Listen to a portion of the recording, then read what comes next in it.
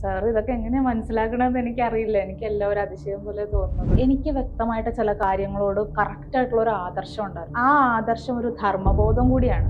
വളരെ ധർമ്മത്തിൽ അധിഷ്ഠിതമായിട്ടുള്ള രീതിയിലാണ് ഞാൻ ജീവിച്ചത്. നമുക്ക് ഒന്നുമില്ലാത്തൊരവസ്ഥയിലേക്ക് ഒരു നിമിഷം പോലും ഒരു പ്രതീക്ഷ തരുന്ന ഒന്നും ഇങ്ങനെയൊക്കെ വന്നപ്പോഴാണ് നമ്മൾ ആ ഒരു മരണം എന്നുള്ള ഒരു ഡിസിഷൻ.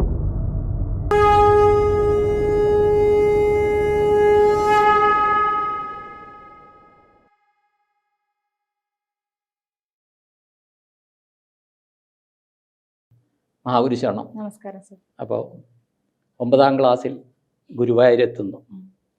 ജന്മം കൊണ്ട്, ജന്മത്തിൻ്റെ പ്രത്യേകത കൊണ്ട് ശ്രീരാമചന്ദ്രൻ ദേവനെ മനസ്സിൽ കാണേണ്ട ഒരു കുട്ടിയായിരുന്നു ഗായത്രി. ഏതാണെന്ന് ഞാൻ പറയുന്നില്ല. ഇപ്പോൾ പറഞ്ഞത് എന്താണെന്ന് മനസ്സിലായിട്ടുണ്ട്. ആ രീതിയിൽ പോകേണ്ട ഗായത്രി ആരെങ്കിലും ചെറുപ്പത്തിൽ പറഞ്ഞു കാണും, ഓ നിനക്ക് ശ്രീരാമചന്ദ്രനുമായിട്ട് എന്തെങ്കിലും ആരെങ്കിലും പറഞ്ഞു കാണാം അല്ലേ. അവിടെ നിന്ന് ഒരു ദേവീക്ഷേത്രത്തിൽ എന്ന് പറഞ്ഞാൽ 6th സെൻസ് ഗായത്രിയിൽ വർക്ക് ചെയ്തു. ഇതെല്ലാ കുട്ടികളിലും വർക്ക് ചെയ്യുന്നത്, പ്രത്യേകിച്ച് പെൺകുട്ടികളിൽ വർക്ക് ചെയ്തു. ആൺകുട്ടികളെക്കാളിലും കൂടുതൽ പെൺകുട്ടികളിൽ വർക്ക് ചെയ്യും. കാര്യം എന്താ വെച്ചാൽ ആൺകുട്ടികൾ കുറച്ചുകൂടി പുറത്തു പോകും, പെൺകുട്ടികളെന്ന് പറഞ്ഞാൽ അതല്ല, വീട്ടിലാണ്. 2 അവരുടെ ആ മാസമുറ സമയത്ത് ഇവർ തീവ്രമായ ചിലർ വേദനകൾ, പക്ഷേ തീവ്രമായ അനുഭവങ്ങളിലൂടെ കടന്നു പോകും. നീ അത് ചെയ്യരുത്, ഇത് ചെയ്യരുതെന്ന് പറയുമ്പോൾ ഇവരെപ്പോഴും വിളിക്കുന്ന ദൈവത്തിനെയാണ്. അമ്മ ഇതേ അനുഭവത്തിലൂടെ വന്ന അമ്മ അറിയണമെന്നില്ല, സഹോദരിമാരറിയണമെന്നില്ല, അങ്ങനത്തെ അതേ നമ്മളെക്കാളും മുതിർന്നവരറിയണമെന്നില്ല. അപ്പോൾ ഏറ്റവും കൂടുതൽ ദൈവത്തിനെ വിളിക്കുന്നത് ആരാണെന്ന് ചോദിച്ചു കഴിഞ്ഞാൽ പെൺകുട്ടികളാണെന്നേ ഞാൻ പറയുള്ളൂ. ഗായത്രിക്ക് അത് തോന്നിയിട്ടുണ്ടോ? സാർ ഇതൊക്കെ എങ്ങനെയാ മനസ്സിലാക്കണമെന്ന് എനിക്കറിയില്ല. എനിക്ക് എല്ലാം ഒരു അതിശയം പോലെ തോന്നുന്നത്. തീർച്ചയായിട്ടും ഇത് പലർക്കുള്ള തിരിച്ചറിവാണ് ഗായത്രി ഇന്റർവ്യൂ. അതെ, ഞാൻ അതിനൊരു നിയോഗം ആവട്ടെ എല്ലാവർക്കും. അതിൽ നന്ദിയുള്ളൂ എന്തായാലും.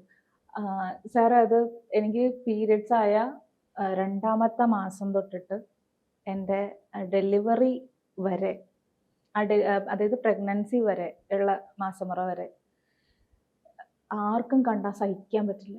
കാരണം എന്ന് വെച്ച് കഴിഞ്ഞാൽ വോമിറ്റ് ചെയ്യും. 2 ദിവസത്തേക്ക് പച്ചവെള്ളം എനിക്ക് കുടിക്കാൻ പറ്റത്തില്ല. ഞാൻ നേരെ നിൽക്കില്ല, വളഞ്ഞേ നിൽക്കുള്ളൂ. കാരണം പെയിൻ എന്ന് പറഞ്ഞു കഴിഞ്ഞാൽ സിവിയർ പെയിനാണ്. ആ പെയിൻ വന്ന് കഴിഞ്ഞു കഴിഞ്ഞാൽ നമ്മൾ വോമിറ്റ് ചെയ്യണം. വോമിറ്റ് ചെയ്താലേ ബോഡിയിലെ ടെമ്പറേച്ചർ നോർമൽ ആവുള്ളൂ. ഇല്ലെങ്കിൽ കൈയും കാലൊക്കെ ഫ്രീസായി തണുത്ത് മരവിച്ച് ഒരു ഡെഡ് ബോഡിയുടെ അവസ്ഥയാണ് ശരീരം എന്ന് പറയുന്നത്. നമുക്ക് വേദന കൊണ്ടിട്ട് ഒരു രീതിയിലും സഹിക്കാൻ പറ്റാത്തൊരു 1 മാസമല്ല 2 മാസമല്ല, അത്രയും വലിയ വർഷം, അത്രയും ഡ്യൂറേഷൻ. ഞാൻ ആ സമയത്തൊക്കെ ഞാൻ കരഞ്ഞ് ഞാൻ ഭഗവാനെ വിളിക്കും. ഞാൻ ആരെ പ്രാർത്ഥിക്കുന്നതെന്ന് വെച്ചാൽ എനിക്കറിയില്ല. എൻ്റെ ഈശ്വരാതാ ഞാൻ വിളിക്കുന്നത്. ഈശ്വര, കാരണം ആ സമയത്ത് വിളിച്ചു പോവും. പക്ഷെ എൻ്റെ ഡെലിവറി എന്ന് പറയുന്നത് ഞാൻ ഒന്നും അറിഞ്ഞിട്ടില്ല. അത്രയും വേദന സഹിച്ചുകൊണ്ടിട്ടായിരിക്കാം, അത്രയും വർഷത്തെ ദീർഘകാലത്തെ വേദന സഹിച്ചുകൊണ്ടിട്ടായിരിക്കാം എൻ്റെ പ്രഗ്നൻസിക്ക് എനിക്ക് പുഷ്പം പോലെയായിരുന്നു. കാരണം ഭഗവാന്റെ അനുഗ്രഹം കേട്ടോ, വലിയ കാര്യമായിട്ട് പറയണമെന്നല്ല. അതിൻ്റെ ഇടയിലും കുറേ കാര്യങ്ങളൊക്കെ സംഭവിച്ചിട്ടുണ്ട്. പക്ഷെ എന്നാലും വേദന വെച്ച് കമ്പയർ ചെയ്യുമ്പോൾ പീരിയഡ്സിൻ്റെ വേദന ശരിക്കും അൺസൈക്കബിൾ തന്നെയായിരുന്നു. ശരിയാണ് സാർ പറഞ്ഞത്, ശരിയാണ്. ഞാൻ ഏറ്റവും കൂടുതൽ പ്രാർത്ഥിച്ചിട്ടുണ്ടെങ്കിൽ ആ സമയമായിരിക്കും ഭഗവാനെ ഒന്ന് കരഞ്ഞുകൊണ്ട് വിളിച്ചിട്ടുണ്ടാവുന്നത്. അപ്പൊ ആ സമയത്ത് നിഷേധിയായ ഗായത്രി പീരീഡ്സിന്റെ സമയത്ത് വേറെ ഒരു രക്ഷയില്ലാത്തത് കൊണ്ട് ഭഗവാനാണ് ഭഗവതിയായിരുന്നു വിളിച്ചോണ്ടിരുന്നത്. ഈശ്വര എന്ന് വിളിച്ചോണ്ടിരുന്നത്. എങ്ങനെയായാലും ആരെങ്കിലും വന്ന് നമ്മുടെ വേദന മാറ്റിയാൽ മതി. വേദന വരുമ്പോ എന്താ വിളിക്കുന്നത് അറിയില്ല, അതുകൊണ്ടിട്ട് ഈശ്വര എന്ന് പറഞ്ഞു. ഈ വേദനകളിലൂടെ പോകുന്നു, ഈശ്വര വിളിക്കുന്നു. അവിടെ നിന്നും പിന്നെ ഒരു താന്തോന്നിയായ ഗായത്രിയായിട്ട് പോയി. അത് ജീവിതത്തിന്റെ ഒരു ഘട്ടത്തിലായിരുന്നു. അതങ്ങനെ സംഭവിക്കണം. കാര്യം ഇന്ന് ഗായത്രി ഈ ഫ്ലോറിൽ ഇരിക്കുന്നുണ്ടെങ്കിൽ അതൊക്കെ ഒരു കാരണമാണ്. ആ പരീക്ഷണങ്ങളിലൂടെ പോയി. അത് തെറ്റാണെന്നല്ല പറയാം. പക്ഷേ നമ്മൾ ഈ സംസാരിക്കുന്ന പലർക്കും തിരിച്ചറിവാകണം. കാര്യം ഗായത്രി എന്നെ ഇൻ്റർവ്യൂ ചെയ്യുന്ന ആളാണ്, സ്പിരിച്വൽ കാര്യങ്ങൾക്ക്, ജ്യോതിഷ കാര്യങ്ങൾക്ക്. അപ്പോൾ ഇപ്പോൾ ഗായത്രി എന്ന് ഈ ഭഗവാൻ ഓൺലൈനിൽ നമ്മൾ ചെയ്യുമ്പോൾ ഇത് ബാക്കിയുള്ളവർക്ക് തിരിച്ചറിവാകണം. ഇവിടെ നിന്ന് എങ്ങനെ ഈ നിഷേധിയായിട്ട് ഇപ്പോഴത്തെ സാധാരണ പെൺകുട്ടികൾ ആർത്തവം ആഘോഷിക്കുന്ന പെൺകുട്ടികളുടെ സമൂഹമുള്ള ഇതിൽ അങ്ങനെയായിട്ട് പോകാനായിട്ട് ഏതെങ്കിലും സ്കൂൾ കാലഘട്ടത്തിലെ എന്തെങ്കിലും രാഷ്ട്രീയ നിലപാടുകളോ എന്തായിരുന്നു അങ്ങനെ ഒരു ഇതിലേക്ക് ഗായത്രി മാറിയത്? ഈ താന്തോന്നി ഉദ്ദേശിച്ചത് ഞാൻ വേറെ ഫ്രീക്ക് ഇത് അങ്ങനത്തെ അതല്ല. എനിക്ക് എന്താന്ന് വെച്ച് കഴിഞ്ഞിട്ടുണ്ടെങ്കിൽ എന്തോ ഒരു ആദർശത്തിൽ ഞാൻ ജീവിച്ചിരുന്നു. ഞാൻ ഒരിക്കലും ഒരു രാഷ്ട്രീയം ബേസ് ചെയ്തിട്ടുള്ള ഒരു ബാക്ക്ഗ്രൗണ്ട് എനിക്കില്ല, എനിക്കൊന്നുമില്ല. പക്ഷെ എനിക്ക് വ്യക്തമായിട്ട് ചില കാര്യങ്ങളോട് കറക്റ്റായിട്ടുള്ള ഒരു ആദർശം ഉണ്ടായിരുന്നു. ആ ആദർശം ഒരു ധർമ്മബോധം കൂടിയാണ്. വളരെ ധർമ്മത്തിൽ അധിഷ്ഠിതമായിട്ടുള്ള രീതിയിലാണ് ഞാൻ ജീവിച്ചുകൊണ്ടിരുന്നത്.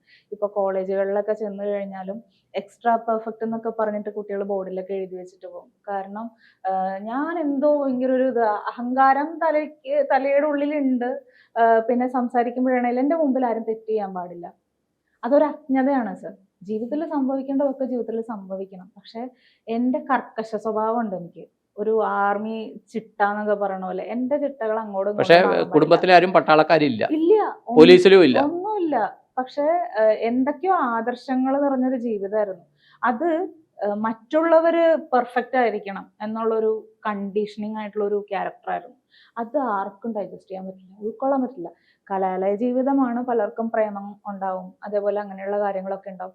എൻ്റെ സർക്കിളിലുള്ള ആർക്കെങ്കിലും അഫെയർ ഉണ്ടെങ്കിൽ എന്നോട് പറയില്ല. അവർക്ക് എന്തെങ്കിലും ഒരു ലവ് ലെറ്റർ കിട്ടിക്കഴിഞ്ഞാൽ എനിക്ക് ഇൻട്രാക്ഷൻ ഇല്ല ആരായിട്ടും. ഞാൻ ആ ഗ്യാങ്ങിൽ ചെന്ന് കഴിഞ്ഞാൽ അവർ പുറകിലേക്ക് പിടിക്കും, അല്ലെങ്കിൽ മാറ്റി പിടിക്കും. എന്നോടത് അവർ കമ്മ്യൂണിക്കേറ്റ് ചെയ്യില്ല. അപ്പം എനിക്ക് ചില സമയത്ത് ഒറ്റപ്പെടലും ഫീൽ ചെയ്യും. കാരണം അവർ ക്ലാസ് കട്ട് ചെയ്തിട്ട് എവിടെയെങ്കിലുമൊക്കെ പോവുകയാണെങ്കിൽ പോലും എനിക്ക് എൻ്റെ മനസ്സ് തന്നെ സമ്മതിക്കില്ല. ഉൾവലിഞ്ഞൊരു സ്വഭാവം, അത് സമ്മതിക്കില്ല. ഇപ്പം അവർ ചെയ്തു കഴിഞ്ഞാൽ അതൊക്കെ തെറ്റാണെന്ന് നിഷേധിക്കുന്ന വളരെ നിഷേധാത്മകരമായിട്ടുള്ള ഒരു വൃത്തികെട്ട ചിന്താഗതിയായിരുന്നു എനിക്ക്. നമ്മളങ്ങനെ ആയിട്ട് നമ്മൾ ഏതെങ്കിലും മുന്നിലിരുന്നാൽ കുഴപ്പമില്ല, മറ്റുള്ളവരും അതാകണമെന്ന് കർക്കശമായിട്ട് ശാഠ്യം പിടിക്കുന്നത് ഏറ്റവും വലിയ ദുർഗുണങ്ങളിൽ ഒന്നാണെന്ന് ഞാൻ ഇന്ന് വിശ്വസിക്കുന്നുണ്ട്. അപ്പോൾ അങ്ങനെയൊക്കെ ആയിരുന്നു. ഒരു ദിവസം ക്ലാസ്സിൽ വെച്ചിട്ട് ഒരു അഫെയർ ഉള്ള 2 പേര് തമ്മിലുള്ളത് ഞാൻ സ്പോട്ടിൽ അവിടെ വെച്ചിട്ട് വളരെ ബ്ലാസ്റ്റ് ചെയ്ത് പ്രതികരിച്ചിട്ടുണ്ട്. അപ്പോൾ അത് വളരെ മോശമായിട്ടുള്ള ഒരു കാര്യമാണ് ഞാൻ ചെയ്തതെന്ന് അന്ന് ഞാൻ വിചാരിക്കുന്നത്. ഞാൻ എന്തോ വലിയൊരു കാര്യം ചെയ്തു എന്നുള്ളതാണ്, എന്തോ വലിയൊരു സംഭവമാണ് ഞാനെന്ന് പറഞ്ഞിട്ടാണ്. നമുക്കതൊരിക്കലും ബോഡി കോൺഷ്യസ് അങ്ങനെയൊന്നും അല്ല. ആദർശങ്ങളുടെ അതിലൊരു വല്ലാത്തൊരു എന്താ പറയാ, പറഞ്ഞു തിരുത്താൻ വേണ്ടിയിട്ടുള്ളവരുമില്ല, അല്ലെങ്കിൽ അത് ഇങ്ങനെയാണെന്ന് ഇല്ല. സ്വന്തമായിട്ട് നിലപാടുകളാണ്. അങ്ങനെയായിരുന്നു സ്വഭാവം. അത് പക്ഷേ ജീവിതം പഠിപ്പിച്ച് ഏറ്റവും ലാസ്റ്റ് മരണത്തിന്റെ അവസ്ഥയിലേക്ക് ഞാൻ ഇങ്ങനെ വിചാരിക്കുക, എൻ്റെ ജീവിതമാണോ ഈ അവസ്ഥയിലേക്ക് എത്തിയത്? പക്ഷെ അതെനിക്കൊരിക്കലും ഉൾക്കൊള്ളാൻ പറ്റിയിരുന്നില്ല. മറ്റുള്ളവരുടെ ജീവിതം അപ്പൊ ഞാൻ വിചാരിക്കുകയാണ്, ഈശ്വര, ഒരു നിമിഷം നമ്മൾ എൻജോയ് ചെയ്യേണ്ട മൊമെന്റ്സ് നമ്മൾ തീർച്ചയായിട്ടും ജീവിതത്തിൽ എൻജോയ് ചെയ്ത് തന്നെ കടന്നു പോകണം. കാരണം ഞാൻ ആ മരണത്തിന്റെ അവസ്ഥയിലേക്ക് ചിന്തിക്കുമ്പോൾ എനിക്ക് പിന്തിരിഞ്ഞ് നോക്കുമ്പോൾ സന്തോഷകരമായിട്ടുള്ള ഒരു നിമിഷം പോലും എൻ്റെ ജീവിതത്തിലില്ല. ഒരു കൂട്ടുകാരുടെ കൂടെ സന്തോഷിച്ചിരിക്കുന്ന ഒരു നിമിഷം പോലും ഇല്ല. ഒന്നുമില്ല എൻ്റെ ജീവിതത്തിൽ. ആലോചിക്കാൻ ഞാൻ ഇപ്പൊ എല്ലാവരും പറയില്ലേ, കോളേജ് പീരീഡ് എന്ന് പറയുന്നത് അത്രയും സന്തോഷകരമായിട്ട് എല്ലാവർക്കും ഉണ്ടായിരുന്നു എന്നുള്ളത്. എനിക്കില്ല. +2 ഉണ്ടായിരുന്നു വെച്ചാൽ അതും ഇല്ല. ഞാൻ അങ്ങനെ ആരോടും സംസാരിക്കില്ലായിരുന്നു. ഒന്നാമത്തെ കാര്യം പേടിയാണ് എല്ലാവരോടും സംസാരിക്കാൻ, മിങ്കിൾ ചെയ്യാൻ ഭയങ്കര ബുദ്ധിമുട്ടായിരുന്നു. പക്ഷെ എന്നാലും ഇങ്ങനെയുള്ള സ്വഭാവം കൊണ്ട് അങ്ങനെ ആരും ഇല്ല. പിന്നെ 10th വരെ ഒരു കോൺവെന്റിലാണ് പഠിച്ചത്, ഗേൾസ് കോൺവെന്റിലാണ് പഠിച്ചത്.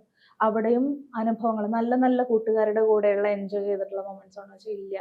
അപ്പൊ ജീവിതം തിരിഞ്ഞു നോക്കുമ്പോൾ നമുക്ക് ഒന്നുമില്ലാത്തൊരവസ്ഥയിലേക്ക്, ഒരു നിമിഷം പോലും ഒരു പ്രതീക്ഷ തരുന്ന ഒന്നുമില്ല. അങ്ങനെയൊക്കെ വന്നപ്പോഴാണ് നമ്മൾ ആ ഒരു മരണം എന്നുള്ള ഒരു ഡിസിഷൻ. അതിലേക്ക് എത്തുന്നതിന് മുമ്പ് കുറച്ച് കാര്യങ്ങൾ കൂടിയുണ്ട്. എന്തുകൊണ്ട് ഇതെടുക്കുന്നു എന്ന് വെച്ചാൽ, ഇപ്പൊ ഗായത്രി എന്ന് പറയുന്ന ആ ഒരു ഫാമിലി, ഗായത്രി സുനിൽ ഫാമിലി ഒരു ഫാമിലി ഫ്രണ്ട് പോലെയാണ്, അല്ലെ ആ ഫാമിലിയുടെ ഒരു മെന്റർ എന്നുള്ള രീതിയിലായിരിക്കും ഞാനിപ്പോൾ, അല്ലേ? അപ്പോൾ ഇതുപോലത്തെ, എന്തുകൊണ്ട് ഗായത്രിനെ ഞാൻ ഇന്ന് ഇന്റർവ്യൂ ചെയ്യുന്നു എന്ന് ചോദിച്ചാൽ, ഇതുപോലത്തെ അനുഭവങ്ങളിലൂടെ പോകുന്ന പല കുടുംബങ്ങളും ഇപ്പോഴും ഉണ്ട്. ഇതേ രീതിയിൽ പോകുന്ന ആ കുടുംബങ്ങളിലേക്ക് ഒരു തിരിച്ചറിവാകട്ടെ. ആ കുടുംബങ്ങളിലെന്ന് പറഞ്ഞാൽ രക്ഷകർത്താക്കളല്ല, ആ കുട്ടികൾക്കൊരു തിരിച്ചറിവാകട്ടെ. അതിനു വേണ്ടിയിട്ട് ഭഗവാൻ ഓൺലൈനിൽ ഈ എടുക്കുന്ന ഞാൻ ഒരു വ്യക്തിയുടെ ജാതകം കണ്ട്, ആളുടെ പാസ്റ്റ് ലൈഫും കണ്ട്, ആ ആൾ ഓരോ ഈ ജന്മത്തിൽ ചെയ്ത കാര്യങ്ങളെല്ലാം അറിയുന്നതുകൊണ്ട്, ചോദിച്ചുകൊണ്ട്, ഇപ്പം തന്നെ ഗായത്രി ഞെട്ടി, എന്തുകൊണ്ട് ഞാനിരുന്ന് ഒന്നും പറഞ്ഞിട്ടില്ല, എന്താണ് ഞാൻ ചോദിക്കാൻ പോണേന്ന് പറഞ്ഞിട്ടില്ല. ഇത് ഇനിയും തുടരും. പക്ഷേ ഇത് ഓരോരുത്തർക്കും ഉള്ള, ആർക്കും ഉള്ള മെസ്സേജുകളാണിത്. എനിക്കറിയില്ല ആർക്കാണെന്ന്. പക്ഷേ ഇന്ന് ഗായത്രിനെ ഇൻ്റർവ്യൂ ചെയ്യണമെന്ന് കണ്ടു, ചെയ്യുന്നു. ഇനിയും തുടരും. എല്ലാവർക്കും നന്ദി, നമസ്കാരം.